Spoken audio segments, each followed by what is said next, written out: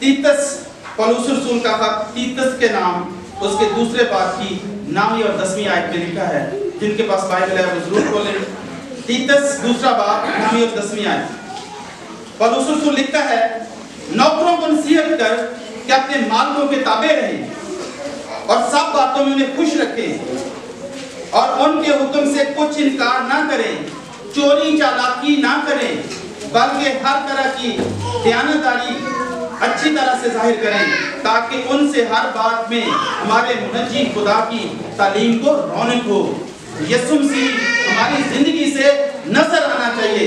ये नहीं है कि जिस घर में काम इंसान करता है उस घर में जो अच्छी चीज हो वो जेब में डाल के तो ले आए। मेरे साथ एक टीचर पढ़ाती हैं, वो बताती हैं कि एक दिन मैं ट्यूशन पढ़ा रही थी तो सब बच्चे चले गए, छोटी सी बच्ची रह गई, वो पढ़ रही थी तो मैं अंदर कमरे में चली गई। वो बाद में आई तो वो बच्ची नहीं थी, तो मैंने सोचा उसकी अम्मी आई होगी, ले गई होगी। बाद में मैंने मोबाइल अभी नया नया लिया था तो मोबाइल नहीं था, ढूंढ के खप के मोबाइल नहीं मिला। अगले दिन वो बच्ची जब आई तो मैंने उससे पूछा कि आपने मेरा मोबाइल देखा, यहाँ पड़ा हुआ था? वो कहती हाँ वो तो हमारे घर में है। वो शाम को मैंने देखा था मेरी अम्मी के पास था। शाम को वो बच्ची को जब उसकी अम्मी लेने आई फिर उसने उससे पूछा कि आप मेरा मोबाइल ले गए, मेहरबानी करके वो दे दे। वो कहती मेरे पास तो नहीं है। बच्ची कहती मामा वो तो तुम्हारे पास ही है, कल तुम्हारे पास मैंने खुद देखा था।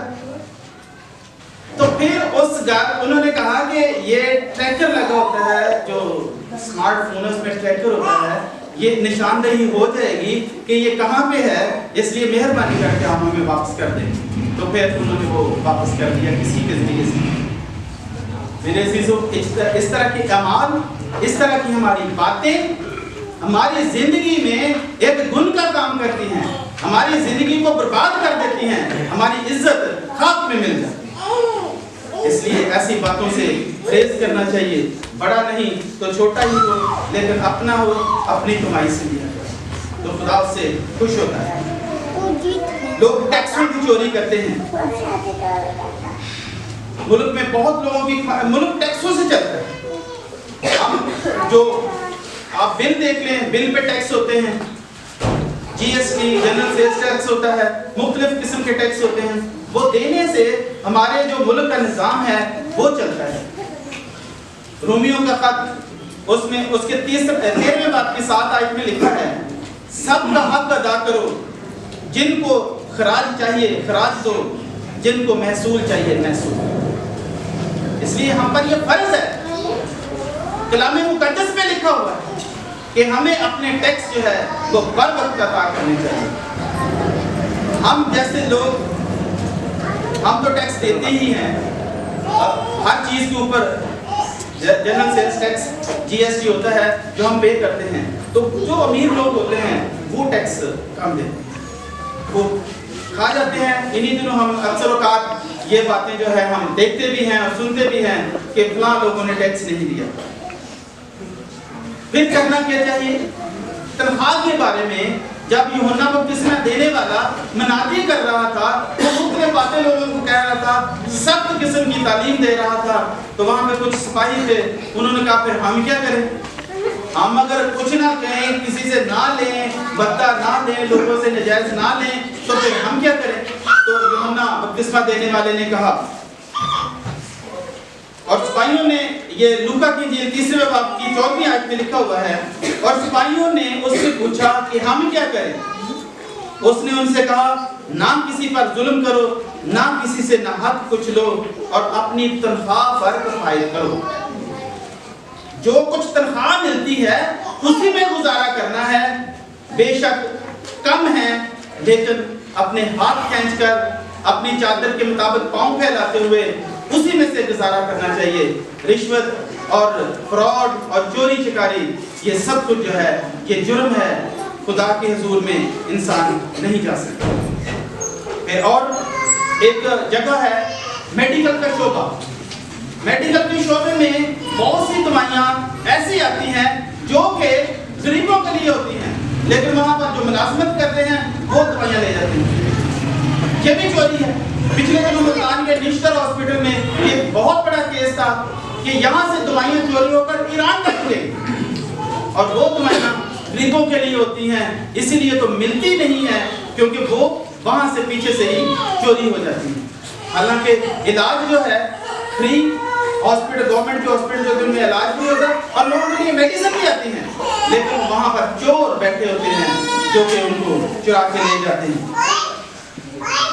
एक शख्स मुझे बता रहा था कि उसका भाई हॉस्पिटल में काम करता है, तो वहाँ से वो पेपर ले आता है। लोग बड़े इस तरह की बातें जो है लोग बड़े फख्र से बताते हैं। वो कहता है वहाँ से पेपर ले आता, फिर हम वो बच्चे पेपर का भी इस्तेमाल करते हैं, ब्लैंक सादा पेपर वो पढ़ाई के लिए इस्तेमाल करते हैं, प्रिंटर से प्रिंट निकालना हो तो उसके लिए भी इस्तेमाल होते हैं। वो उसका हक नहीं है कि वो वहाँ से उनको ले आए।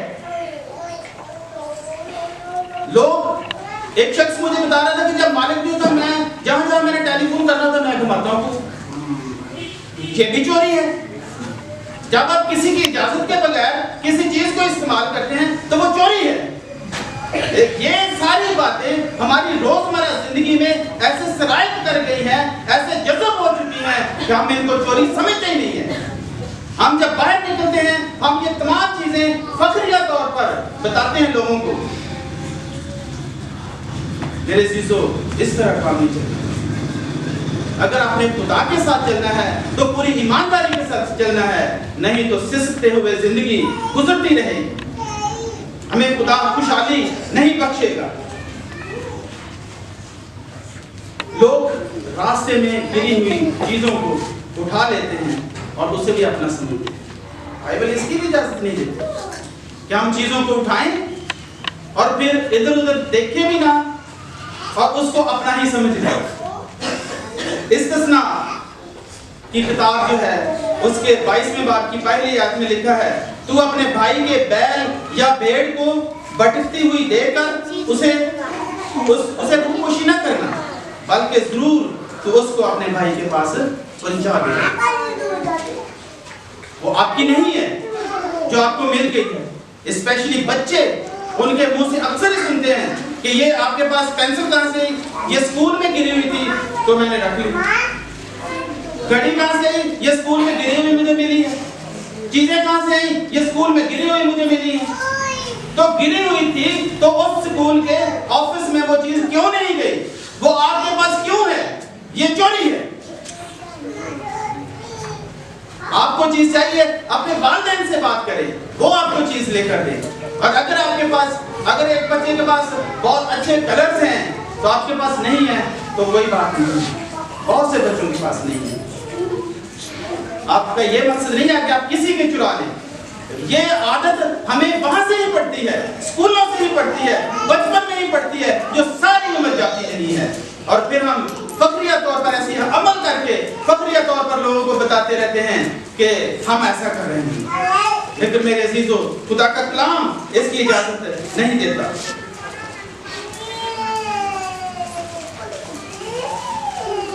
अक्सर लोग बावर्ची के तौर पर लोगों के घरों में काम करते हैं, वो भी खूब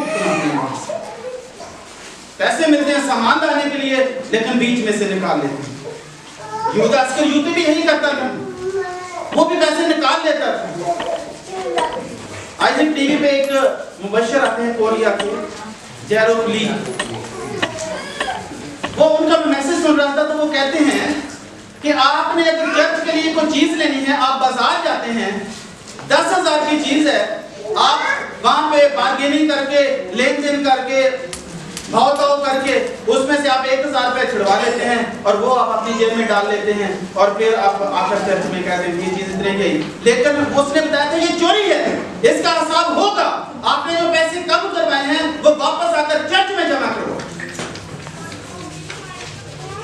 इसलिए अगर आपने वहां पे अपनी एफर्ट से कुछ कम करवाए हैं पैसे तो वो चर्च को दे, आपको डबल बरकत मिलेगी। एक आपने वहां से पैसे कम करवाने की बरकत मिलेगी, एक आपको चर्च के खजाना में पैसे वापस करने की बरकत मिलेगी।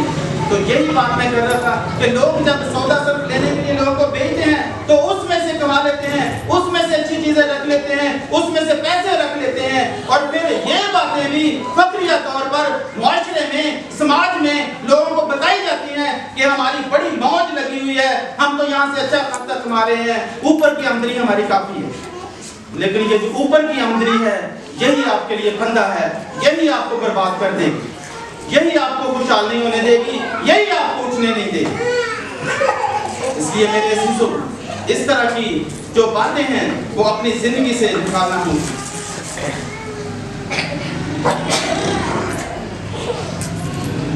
कलाम मुक़द्दस में लिखा है कि तालीम भी अच्छे तरीके से, अनाथ जो तालीम देते हैं, जो लोगों तक खुदा के कलाम फैलाते हैं, जब वो अच्छी चीज़ें नहीं, तमाम चीज़ें बाइबल के मुताबिक, बाइबल के मुताबिक, तालीम के मुताबिक जो लिखी गई है उसके मुताबिक नहीं बताते, तो ये भी अमानत में ख़यानत के ज़ुमरे में आता है, ये भी चोरी के ज़ुमरे में आता है। और उन लोगों के लिए भी बहुत सख्त सज़ाएं जो है बाइबल बताती है। इसका हल क्या है?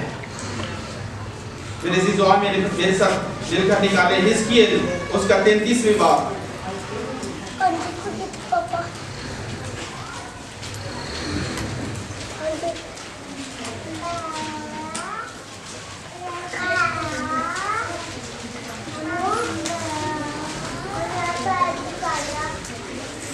हिजकिय्याह उसका 33वां बाब उसकी 15वीं आयत में,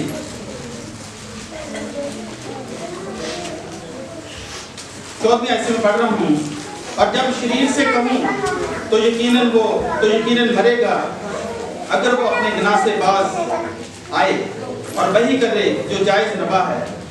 अगर वो शरीर गिर वापस कर दे, जो चीज़ें गिरवी ली होती हैं उनके बारे में है, अगर वो शरीर गिरवी वापस कर दे, गिरव वापस कर दे, और जो उसने लूट लिया है, जो उसने लूटा है लोगों से, वापस दे दे और जिंदगी के आइन पर चले और नाराज़गी ना करे, तो यकीनन वो जिंदा रहेगा, वो नहीं मरेगा।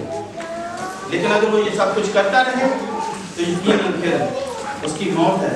कैसी मौत? जैसी साउल को मिली थी, तो वो खुद ही तलवार पर गिर पड़ा, जैसी मौत यूदा इस्करियोती को मिली थी कि उसने खुद जाकर फांसी ले ली। मेरे अज़ीज़ों, इस तरह की मौत से बचने की जरूरत है। आइए एक और वाला, आखिरी वाला हम देखते हैं। पहला ग्रंथियों